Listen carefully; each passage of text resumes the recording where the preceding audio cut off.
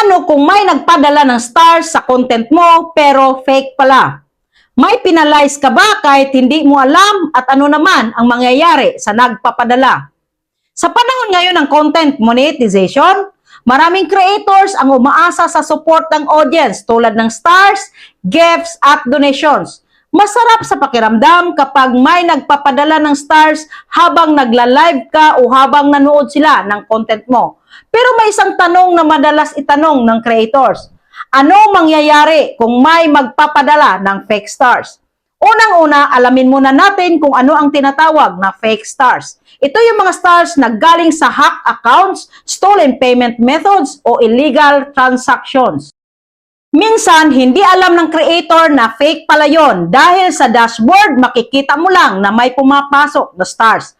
Ngayon ang tanong, mapinalize ba ang creator? Sa karamihan ng kaso, kung wala kang kinalaman at hindi mo alam, kadalasan hindi ka agad mapipinalize. Pero may posibilidad na mangyayari ang ilang bagay.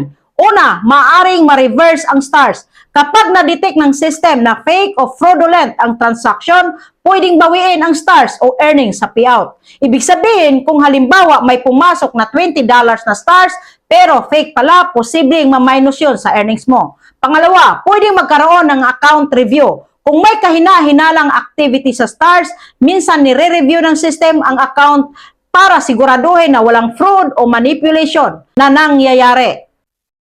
Pero kung normal lang ang ginagawa mo bilang creator, kadalasan wala kang dapat ikabahala.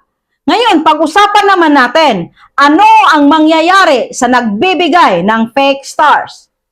Mas mabigat ang epekto sa kanila kapag na-detect ng system na gumagamit sila ng fraudulent payment, hack accounts, or illegal method. Pwedeng mangyari ang mga ito. Una, maban ang kanilang account.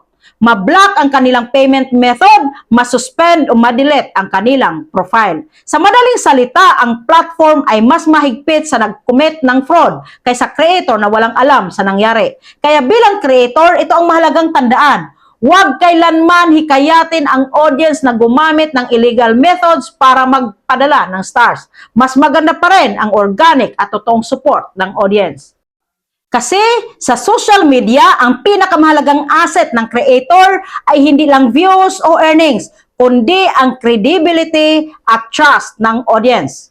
Kaya kung may magpadala man ng stars sa content mo, maging thankful. Pero siguraduhin na ang support ay galing sa tamang paraan.